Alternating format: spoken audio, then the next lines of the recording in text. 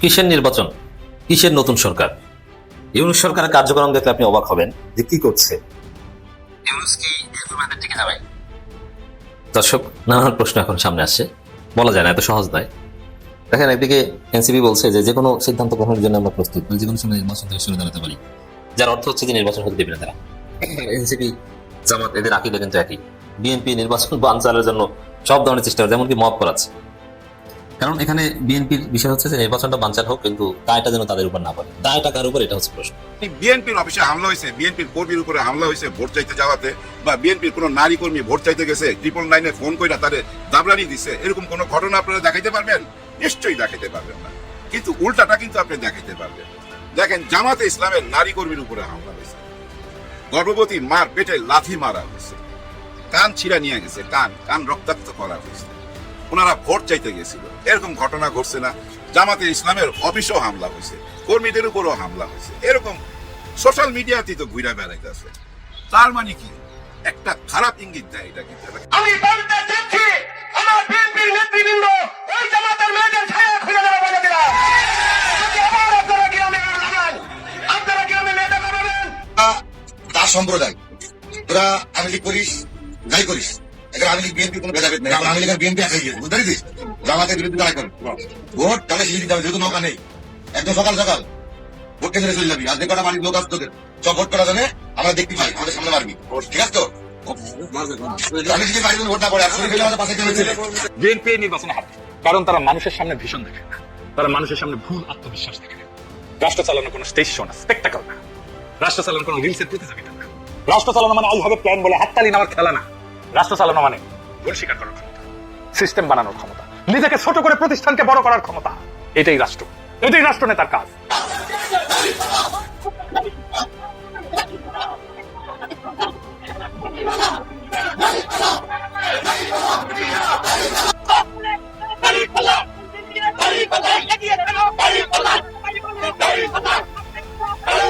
নাসির পাটোয়ারিকে ডিম থেরাপির পেছনে আসল কাহিনীটা কি? যেখানে এই ঘটনা ঘটেছিল ওইখানে কি মানে ওই প্রোগ্রামে নাসির কি দাওয়াতে ছিল? যেই কলেজে এই পিঠা উৎসবটা ছিল সেই কলেজে আনুষ্ঠানিকভাবে দাওয়াতে ছিলেন মির্জা আব্বাস। আর এই কলেজের অনেক স্টুডেন্ট যারা তাদের অর্থনৈতিকভাবে ভর্তির ব্যাপারে অনেক কিছুতে নাকি সহযোগিতা করেন মির্জা আব্বাস। তো যখন নাসির পাটোয়ারি এখানে দাওয়াত ছাড়া প্রবেশ করতে যান, কয়েকটা ভিডিও ফুটেজ আপনারা দেখছেন। আজকে আবারও দেখলাম নাসিরউদ্দিন পাটোয়ারির গায়ে ডিম দিয়ে বৃষ্টির মতন ডিম ছুড়া হচ্ছে। এখন লন্ডনে বৃষ্টি হচ্ছে, আমি নাসিরউদ্দিন পাটোয়ারির গায়ে ডিমের বৃষ্টি দেখতে পেয়েছি ঢাকা 8 আসনে। আমি এই কথাটার প্রতিবাদ দেশবাসীকে জানানোর জন্য আহ্বান জানাচ্ছি। 12ই ফেব্রুয়ারি আপনারা ডিমের বৃষ্টির পরিবর্তে শাপলা কলিতে বৃষ্টির মতন ভোট প্রদান করবেন। তারেক জিয়ার বিরাট একটা রহস্য ফাঁস। এটা হচ্ছে এমন যে তারেক জিয়া যে ব্যর্থ হবেন, তিনি যে বাংলাদেশের প্রধানমন্ত্রী হতে পারবেন না, এটা 17 বছর আগেই ঠিক হয়ে গিয়েছিল। মজার বিষয় দর্শক, 17 বছর আগে মুসলেখা দিয়ে দেশ ছেড়েছিলেন তারেক জিয়া। কিসের মুসলেখা? যে আমি আর রাজনীতি করবো না, আমাকে ছেড়ে দাও, আমাকে আর পিটে গেল। হ্যাঁ, তারেক রহমান মুসলিম ছিলেন। তারেক রহমান অপরাধ করেছেন, দুর্নীতি করেছেন, হাওয়া ভবন কেলেঙ্কারি। দর্শক, কদিন আগেই মার্কিন প্রভাবশালী গণমাধ্যম ওয়াশিংটন পোস্ট তারা একটি অডিও লিক করে দিয়েছিল এবং একটা চাঞ্চল্যকর প্রতিবেদন তৈরি করেছিল। সেটা হচ্ছে যুক্তরাষ্ট্র বাংলাদেশের রাজনৈতিক দল জামাত ইসলামের সঙ্গে বন্ধুত্ব করতে চায় এবং যুক্তরাষ্ট্র চায় আগামীতে জামাত ইসলাম ক্ষমতায় আসুক, এবং সেই ক্ষেত্রে যুক্তরাষ্ট্রের কিছু ইউনূস সরকারের একাংশ নির্বাচন চায় না, এটা সত্য কথা, কিন্তু ইউনূস নিজে চান। কিন্তু তারপরও তারা যে কার্যক্রম করছে, যেটা নির্বাচনের কয়েকদিন আগে, এভাবে হতেই পারে না। এটা কোনোভাবে আমি হিসাব মিলাতে পারছি না।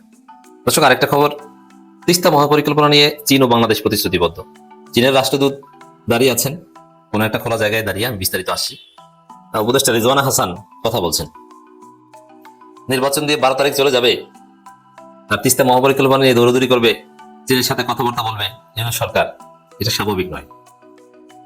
ইউনূস সরকার হয়তো মনে করছেন, বা সরকারের কেউ কেউ মনে করছেন যে নির্বাচন করার সব ধরনের চেষ্টা তারা করবেন, কিন্তু নির্বাচনে যারা অংশগ্রহণ করছেন তারাই তো নির্বাচনে অংশগ্রহণ করবেন না, অথবা তারা কেউ কোনো পক্ষে নির্বাচন চায়, অনেক পক্ষে। আমি সত্যি কথা বলি, বিএনপি নির্বাচন চায় না, পরাজয়ের ভয়। জামাত, এনসিপি সুষ্ঠু নির্বাচন হবে কিনা এই সংশয়ে তাদেরও অ্যাপাথি আছে। কারণ সুষ্ঠু নির্বাচনের গ্যারান্টি না পেলে, মানে জামাত এনসিপি যা চায় সেটা হচ্ছে সুষ্ঠু নির্বাচন, কারণ সুষ্ঠু নির্বাচন না হলে যা হবে সেটা চায় না, সহজ হিসাব। এই জায়গায় সরকার সরকারকে তো প্রস্তুতি নিতে হবে দুইটা বিষয়। এখন এরকম হবে না যে নির্বাচন না হলে 1-11 ঘটে গেছে, একটা অভ্যুত্থান বা একটা কু ঘটে গেছে, ইউনুস শেষ, ইউনুস পালাও, ইউনুস জিরো, উপদেষ্টা পালাও, সেই ফেজ দিতে আওয়ামী লীগ এসে গেছে না, এরকম কোনো সম্পর্ক। নির্বাচন না হলে, জাতীয় নির্বাচন না হলে গণভোট ঠিকই হবে এবং তারপরে স্থানীয় সরকার নির্বাচন হবে এবং ইউনুস সরকার তার থেকে যাবে। 1-11 এর ধোয়া ধরে লাভ নেই, সরকার ইউনুসই থাকবে এবং ইউনুসের সে ধরনের প্রস্তুতিও আছে। এবং ইউনুস সরকার কিভাবে দেশ চালাবে, কি করবে, ফরেন পলিসি কি হবে, কাদেরকে সাথে নিয়ে চলবে, নির্বাচিত সরকার নিয়ে শুধুমাত্র কন্ডিশন ভারতের যে নির্বাচিত সরকারের সাথে তারা সকল নির্বাচিত সরকার, অথচ গত 15 বছর সম্পর্ক রেখেছে অনির্বাচিত সরকারের সাথে, যে নির্বাচিত সরকারের সাথে তারা ভালো সম্পর্ক রাখবেন, তার আগে এই সেই, এটা হবে না। এটা শুধু অনলি ভারত প্রশ্নে, অন্য সবার সাথে ইউনুস সরকারের সম্পর্ক স্বাভাবিক, যে আপনি যখন ইচ্ছা তখন নির্বাচন করেন, it's up to you, it's not, এটা আসলে আমাদের কোনো সম্পর্ক নেই। যুক্তরাষ্ট্র, চীন কেউ বলে না, ইউরোপিয়ান যে বাংলাদেশে দ্রুত আমরা একটা নির্বাচন দেখতে চাই, এটা অনলি ভারত বলে। এই জায়গায় এখন সরকার টিকে গেলে কাদের সমর্থন নিয়ে কিভাবে এগোতে হবে এটা সব ঠিকঠাক করা, তারই অংশ তিস্তা মহাপরিকল্পনা নিয়ে চীন ও বাংলাদেশ প্রতিশ্রুতিবদ্ধ।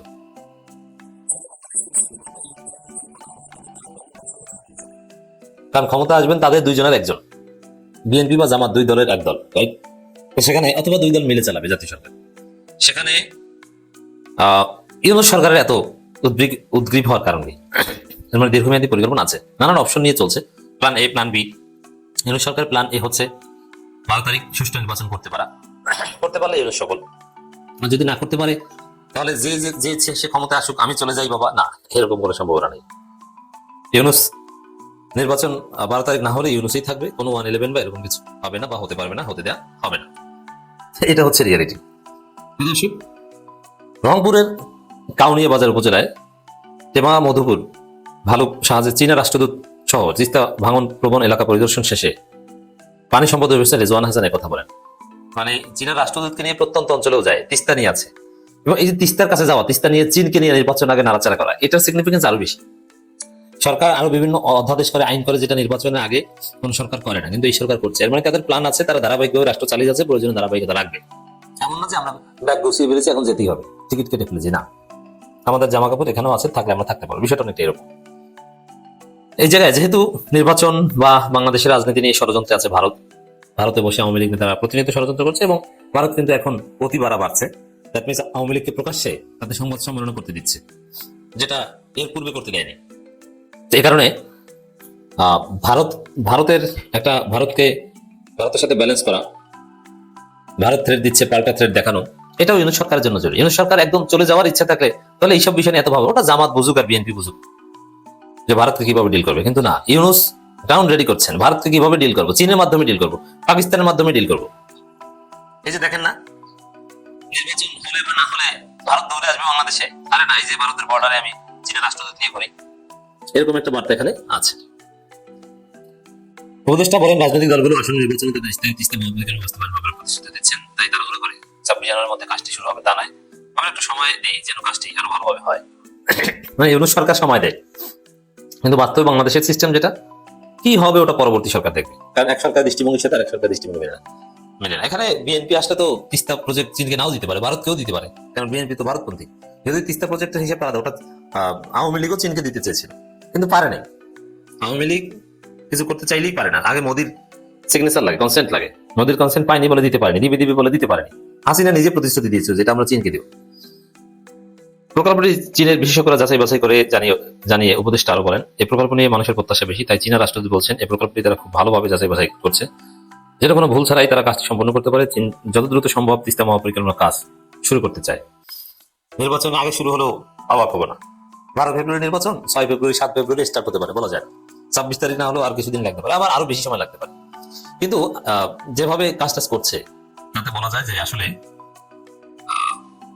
সরকার প্রয়োজনে ক্ষমতা ধরে রাখতে, ক্ষমতা চালিয়ে যেতে, রাষ্ট্র পরিচালনা 12 ফেব্রুয়ারির পরও চালিয়ে যেতে প্রস্তুত, এবং এতটাই প্রস্তুত যে 12 ফেব্রুয়ারিতে নির্বাচন না হলেই, যেমন সেই ডিসেম্বরের কথা বলি, 1-11 আগে নির্বাচন না হওয়া মানেই অন্য কেউ ক্ষমতা নিয়ে নিবে, 1-11 ঘটে গেছিল, বিষয়টা এরকম না, নির্বাচন না হলে ইউনুস, হলেও ইউনুস। বিএনপির অফিসে হামলা হয়েছে, বিএনপির কর্মীর উপরে হামলা হয়েছে ভোট চাইতে যাওয়াতে, বা বিএনপির কোন নারী কর্মী ভোট চাইতে গেছে 999 ফোন করে তাদের দাবরানি দিচ্ছে, এরকম কোন ঘটনা আপনারা দেখাইতে পারবেন? নিশ্চয়ই দেখাইতে পারবেন না, কিন্তু উল্টাটা কিন্তু আপনি দেখাইতে পারবেন। দেখেন, জামাতে ইসলামের নারী কর্মীর উপরে হামলা হয়েছে, গর্ভবতী মার পেটে লাথি মারা হয়েছে, কান ছিঁড়া নিয়ে গেছে, কান রক্তাক্ত করা হয়েছে, ওনারা ভোট চাইতে গেছিল। এরকম ঘটনা ঘটছে না? জামাতে ইসলামের অফিসেও হামলা হয়েছে, কর্মীদের উপরও হামলা হয়েছে, এরকম সোশ্যাল মিডিয়াতেই তো ঘুরে বেড়াইতেছে। তার মানে কি একটা খারাপ ইঙ্গিত দেয়। এটা কি একটা খারাপ ইঙ্গিত দেয় কি জানেন? ওই যে আদিকাল থেকে শুনে আসতেছি না, মুরব্বীরা বলতো জোর যার মূল্যক তার। সেটা কি সেই ব্যাপার যে আমি গায়ের জোরে সবকিছু আদায় করে নেবো, গায়ের জোরে এই চেয়ারে বসে করুন? এরকম কিছু সম্ভব না। এটা কি সম্ভব বলেন? 5ই আগস্টের আগে, 2024-এর 5ই আগস্টের আগে আমরা এরকম ভাবতে পারতাম না, কিন্তু আমরা এখন ভাবতে শিখছি। গত 1.5 বছরে আমাদের চোখ কান যেভাবে খুলছে, গত 54 বছর ওইভাবে ভাবতে আমরা পারি নাই। ভাবতে পারলেও মুখ খুলতে পারি নাই। জীবনের মায়া তো সবাইরই আছে, মুখে যত চাপাবাজি করি না কেন আমি ডরাই না, কিন্তু আসলে ভয় তো লাগে। বিশেষ করে আমার মতো বয়সী যারা, তারা তো ভয় পাবেনি। হ্যাঁ, আমার মতো মানুষদের দুশ্চিন্তাটা কি ভাই? সবচেয়ে বড় দুশ্চিন্তা কি জানেন? চিকিৎসা। হ্যাঁ, কিছু যদি হয় এই জায়গায়, তাহলে তো বড় অঙ্কের একটা টাকা লাগবে। অনেক চিন্তা ভাই। বিশেষ করে আমাদের দেশের এই যে 60 ঊর্ধ্ব যারা আছে, তাদের মেইন চিন্তা ওই একটাই, কিন্তু চিকিৎসা। কারণ কি জানেন? ওপারে যাওয়ার জন্য, হ্যাঁ ওপারে যাওয়ার জন্য লাস্ট টোল প্লাজা সেটা কোনটা? হাসপাতাল। জীবন যদি ধরেন একটা সফর, এই সফরের শেষ টোল প্লাজাটা হচ্ছে এই হাসপাতাল, ওষুধ, ডাক্তার, ইনাদেরকে টোল দিয়া পরপারে যাইতে হয়। আর ওই লাস্ট টাইমটা হয় কি জানেন? মানুষের হাতে টাকা পয়সা থাকে না, জীবনের সমস্ত অর্জন তো সন্তানদের পিছনে খরচ করে ফেলে, লেখাপড়া, বিয়ে শাদী খরচ হয়ে যায় ভাই। কিন্তু ওই বুড়া বয়সে চিন্তা করে। দেখেন, জামাতে ইসলাম ওই দুশ্চিন্তাটা মানুষের দূর করে দিছে। ওনারা বলছে ওনারা যদি ক্ষমতায় আসে, তাহলে 60 ঊর্ধ্ব যারা আছেন তাদেরকে আমরা চিকিৎসা দিব। এই চিকিৎসার জন্য আপনার কোনো টাকা পয়সা লাগবে না। আবার 5 বছরের নিচে যারা আছে, এই 5 বছরের মানে জন্ম থেকে 5 বছরের শিশুদের চিকিৎসাটা ফ্রি করে দিবে। এই যে দুইটা কথা বললাম, এটা কিন্তু মানুষকে আশার আলো দেখাচ্ছে। এটা মানুষ বিশ্বাস করছে, কারণ ওনারা এটা করতে পারে। কেউ অবিশ্বাসও করতেছে না। কি অবিশ্বাস করতেছে না? ওনারা বলতেছে আমরা ক্ষমতায় গেলে চাঁদাবাজি, টেন্ডারবাজি, মানুষের জমি দখল, এগুলা দমন করব, 2 হাতে দমন করব। শুধু মুখে বলে নাই, আবার বাস্তবে প্রমাণ দিছে। সেটা কি? ওনারা একটা অ্যাপস চালু করছে। সে অ্যাপস এর নাম কি? পাহারাদার। হ্যাঁ, পাহারাদার সে অ্যাপস এর নাম। সে অ্যাপস এর কাজ কি? ধরেন আপনি কোন একটা মহল্লার একটা গলিতে আপনি একটা দোকান দিছেন, ওই দোকানে এসে যদি কেউ চাঁদাবাজি করে, আপনার কিছু বলার দরকার নাই। ঠিক আপনি ওই টাইমটা উল্লেখ কইরা, আর ওই যে চাঁদাবাজি করতে কারা কারা আসছিল ওই নামটাও আপনি বলতে পারেন। নাম না বললেও কোনো অসুবিধা নাই, খালি লিখবেন আমার এখানে এই যে 4:45 একজনে 500 টাকা নিয়ে গেছে, শুধু এইটুকু আপনি লিখবেন। 1 ঘন্টার মধ্যে প্রশাসন এখানে চলে আসবে, 1 ঘন্টার মধ্যে হাজির পাবেন আপনি। ওই ব্যবস্থা করছে। আপনার মহল্লায় কেউ ইভটিজিং করতেছে, কোনো মেয়েকে ডিস্টার্ব করতেছে রাস্তাঘাটে, কোনো মা বোনকে পথ চলতে বাধা দিতেছে, শুধু আপনার মোবাইল দিয়ে আপনি খালি নক করবেন, আপনার নাম গোপন করা হবে, 1 ঘন্টার মধ্যে আপনি পাবেন। হ্যাঁ, 1 ঘন্টার মধ্যে প্রতিকার পাবেন। ঠিক এভাবে প্রত্যেকটা জায়গায় যেখানে যেখানে অরাজকতা, যেখানে যেখানে চাঁদাবাজি, টেন্ডারবাজি, কোনো নারীকে অপমান, যে কোনো অপকর্ম, শুধু আপনি ওই পাহারাদারের মধ্যে টোকাটা দিবেন। টোকা দিলেই আপনি প্রশাসনের হেল্প পাইতেছেন। আমি তো 1 ঘন্টা বলছি, এমনও হইতে পারে 15 মিনিটের মধ্যে চলে আসতে পারে, কারণ ওনারা সবসময় টহলের মধ্যে থাকবে। এই অ্যাপসের সাথে যারা জড়িত, ওনারা টহলের মধ্যে থাকবে সারা বাংলাদেশে। এরকম ব্যবস্থা করছে। আরেকটা অ্যাপস কি করছে জানেন? আমার টাকা আমার হিসাব। এটা আরো কঠিন ব্যাপার। দেখেন একটা দেশ চলে কিভাবে। আমাদের প্রবাসী ভাই বোনেরা এভিডেন্স পাঠায়, আবার এই যে আমাদের গার্মেন্টস এর ভাই বোনেরা কাজ করে, এই 2টা সেক্টর থেকে প্রচুর পরিমাণ টাকা আসে। এরপরে কিভাবে আসে? এই যে সেবামূলক যে প্রতিষ্ঠানগুলো আছে, এই যে ঢাকা মেডিকেল কলেজ, এরকম শত শত প্রতিষ্ঠান আছে সরকারের, ওইখান থেকে আসে। এরপরে কই থেকে আসে? এই যে আমরা ট্যাক্স দেই, এই ট্যাক্সের টাকা থেকে আসে। একজন রাস্তার যে ভিখারি, সেও ট্যাক্স দেয়। সে কখনো না কখনো চাইল ডাল তো কিনে ভাই, আধা কেজি হইলো তো কিনে, ওইটার মধ্যে ট্যাক্স দেওয়া হয়ে যায়। এই ট্যাক্সের টাকা দিয়ে আর টাকা শর্ট পড়লে বিদেশ থেকে টাকা নিয়ে আসে সরকার, ঋণ নিয়ে আসে, ওই ঋণ আইনা দেশটা চালায়। কিন্তু এই টাকা পয়সা আসার পর আমরা কি আর জানি এই টাকা পয়সা কে পাচ্ছে কে পাচ্ছে না? কোনো হিসাব নিকাশ আমরা জানি না। হিসাব নিকাশ কারা জানে? ওই যে আমরা যাদেরকে ভোট দিয়া 300 জনকে যে সংসদে পাঠাইছি না, ওরা জানে এই টাকা পয়সা কই থেকে কত টাকা আসছে, কত টাকা কে পাইতেছে। আমরা জানি না, কিন্তু আমাদেরকে জানাইতে হবে। প্রতিদিনের হিসাব আমাদেরকে জানাইতে হবে। তার জন্য ভাই করছে আমার টাকা আমার হিসাব, একটা অ্যাপ চালু করছে জামাতে ইসলাম। জামাতে ইসলাম মানে এখন ধরে নেন 10 দল বা 11 দল, আরো আসবে অনেক দল, আমরা এখন 10 দলই ধরতে পারি। এই 10 দল মিলে একটা অ্যাপ চালু করছে, আমার টাকা আমার হিসাব। আপনাকে হিসাব দিতে বাউন এই সরকার, এই রাষ্ট্র। আপনি হিসাব চাইবেন, শুধু হিসাব চাইবেন না, আপনি অভিযোগও করতে পারবেন। হ্যাঁ, আপনি অভিযোগও করতে পারবেন, এবং সেটার জবাব আপনাকে দিতে সরকার বাধ্য। এই যে আমাদের যে থানাগুলো আছে এবং জেলাগুলো আছে, একটা জেলার মধ্যে অনেকগুলো থানা থাকে, সমস্ত থানার জন্য সমস্ত গ্রামের জন্য ভাই সরকার তো বরাদ্দ দেয়, ওই বরাদ্দ দেয় ওই এমপির মাধ্যমে, আর ওই এমপি চেয়ারম্যান মেম্বার, এরপর আর কেউ জানে না 100 বস্তা গম আসলে ওর মধ্যে 50 বস্তা গায়েব হয়ে যায়। সেটা আর হইতে পারবে না। কারণ কি জানেন, ওই যে 100 বস্তা পাঠাইতেছি ওই অ্যাপস এর মধ্যে আপনি জানতে পারবেন, মনে করেন আমার এই গ্রামটার নাম বসন্তপুর, আমার বসন্তপুরের জন্য 100 বস্তা চাল পাঠাইছে, ওই যে আমি দেখতে পাচ্ছি ওই 100 বস্তা চাল পৌঁছাইছে, এইটা আমি দেখতে পাবো, এবং 100 বস্তা চাল কাকে কাকে দেওয়া হইলো ওই অ্যাপস থেকে আপনি জানতে পারবেন। কি সিস্টেম দেখছেন? এই আইডিয়াটা লাগবে একজন নেতার। একজন নেতা কি বলতেছে সেটা কিন্তু বড় ব্যাপার না, বড় ব্যাপার কি জানেন, নেতার সামনে যারা বসে রয়েছে তারা নেতাকে কি চোখে দেখতেছে, কি চোখে নেতাকে দেখতেছে, কিভাবে নেতাকে নিতেছে, কতটা শ্রদ্ধা ভক্তি ওই নেতার প্রতি, এটা হলো মেইন।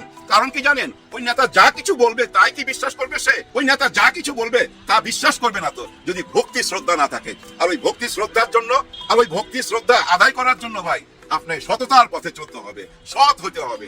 আপনার অতীত তো মানুষ ভুলে নাই। মনে করেন আমি একজন নেতা, আমি যদি যতই চাপাবাজি করি, আমার একটা অতীত আছে না, আমার অতীত ঘাটলি তো পাবেন। আমি সিনেমায় ছিলাম, কার লোকে প্রেম করছি না করছি, সমস্ত কাহিনী আপনি এখনো ভাই এই সোশ্যাল মিডিয়া ঘুরে বেড়াইতেছে, সবই তো আছে। আমি কি আমার অতীত মুছতে পারুম না? এখন যদি আমি আইসা আপনাকে বুদ্ধি দেই, এ ভাই মেয়েদের দিকে তাকাইবেন না, এটা কিন্তু খারাপ কাজ, আপনি তো মনে মনে আমারে গালি দিবেন, বেটা সারা জীবন গুলিচ্ছাবি করে এখন বুড়া বয়সে সাধু সচ্ছ, এটা বলবেন না? নিশ্চয়ই বলবেন। তার মানে কি জানেন, নেতা যেটা বলতেছে ওইটা গুরুত্ব না, যারা সামনে বসে রয়েছে তারা কিভাবে নেতাকে নিচ্ছে সেটা হলো সবচেয়ে বড় গুরুত্ব। আর ওইটা অর্জন করতে হয় নেতাকে, যে আমি যা বলুন জনগণ তা বিশ্বাস করবে। কিন্তু জনগণকে কি বিশ্বাস করাইতে পারতেছে? আমার তো মনে হয় না বিশ্বাস করাইতে পারতেছে না।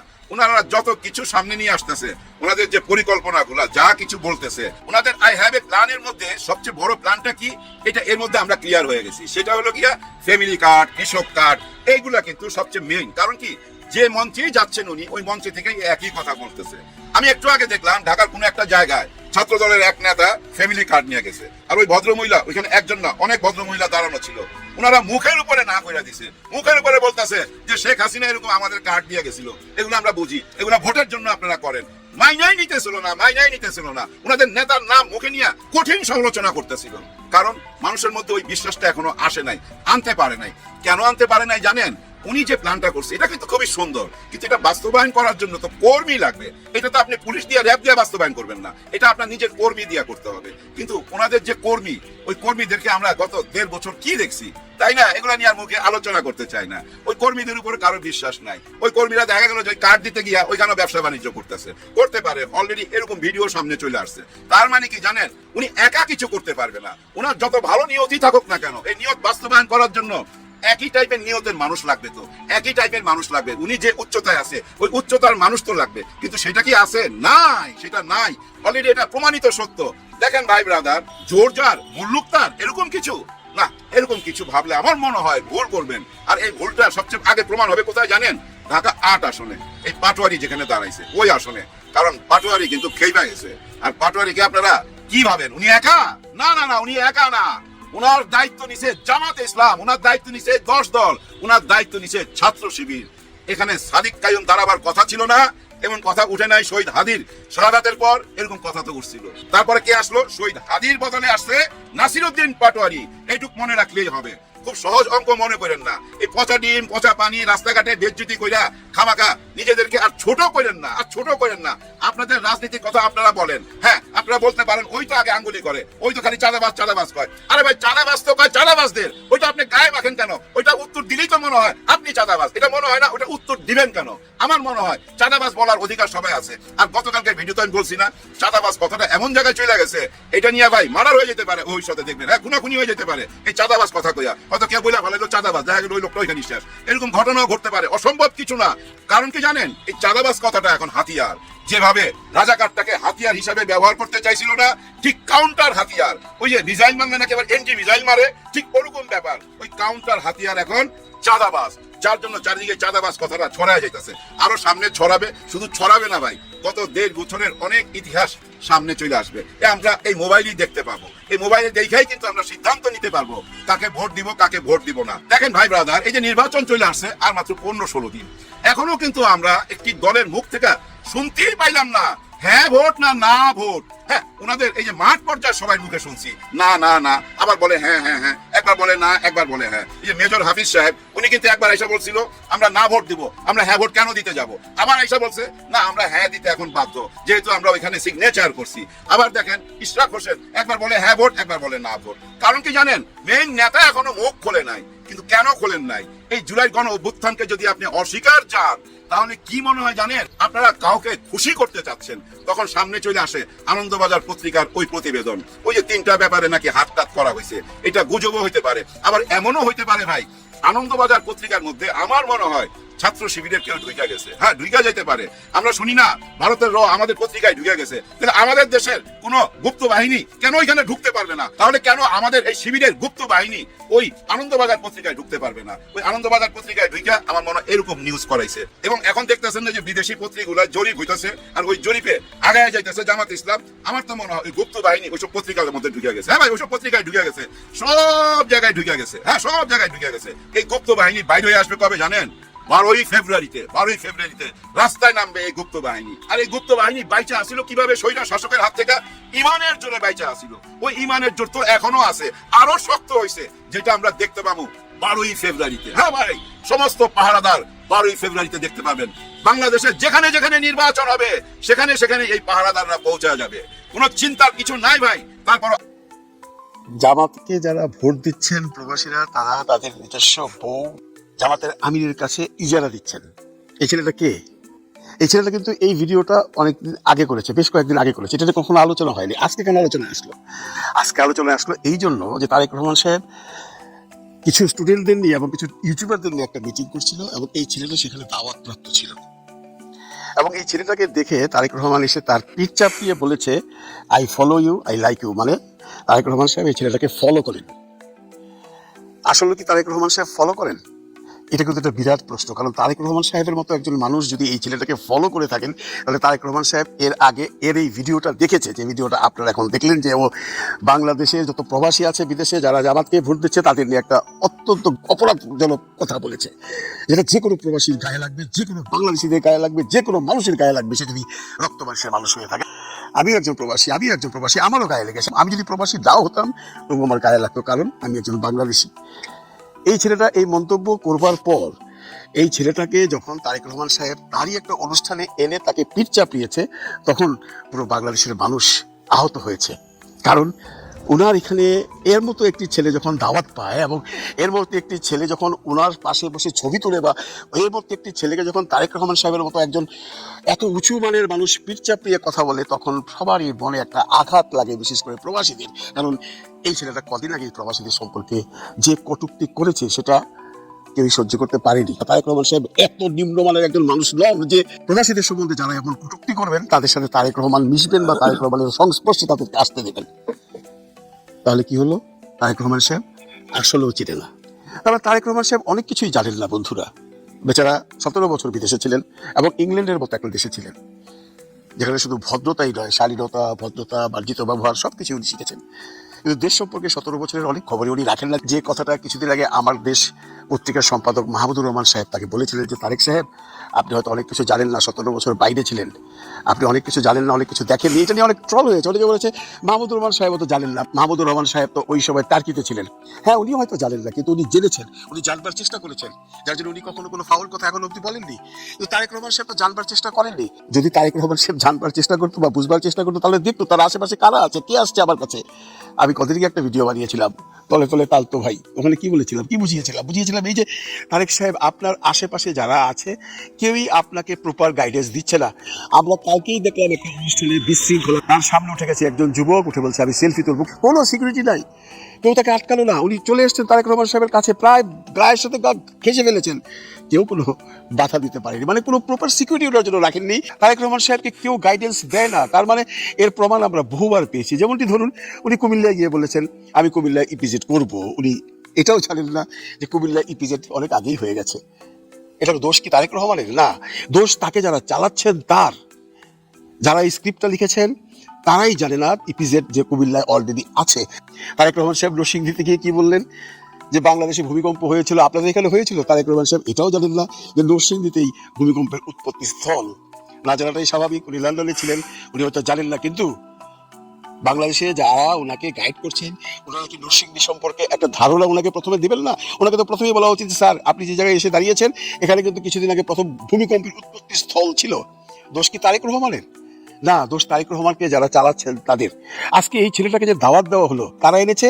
তার লোকজন যারা এনেছে তারা জানে না হুই ইজ দ্যাট।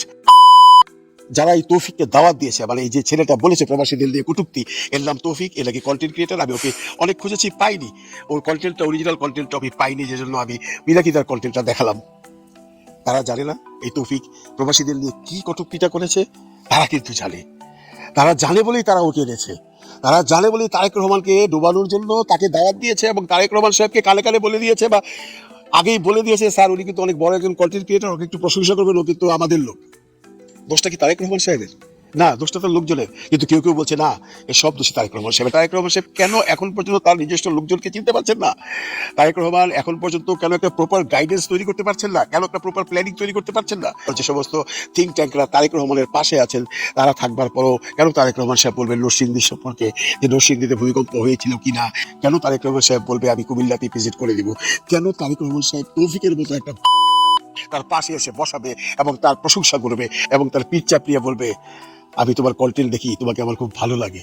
এই দুঃখ আমরা কোথায় রাখবো? আমাদের সম্ভাব্য প্রধানমন্ত্রী যদি এমনভাবে মিসগাইডেড হয়ে বিভিন্ন রকম ভুল ভ্রান্তি করে বেড়ান ইলেকশনের আগেই, সামনে আমরা কেমন করে এত বড় একটা দেশের দায়িত্ব তার হাতে তুলে দিতে পারি? আজকে তো এই সমালোচনা হচ্ছে যে আপনি একটা ভালো প্ল্যান নিয়ে ফ্যামিলি কার্ডের কথা বলছেন, আপনি হয়তো ফ্যামিলি কার্ড দেবেন, আপনার নিয়ত হয়তো পরিষ্কার আছে, আপনি বলছেন আপনি ফ্যামিলি কার্ড দেবেন।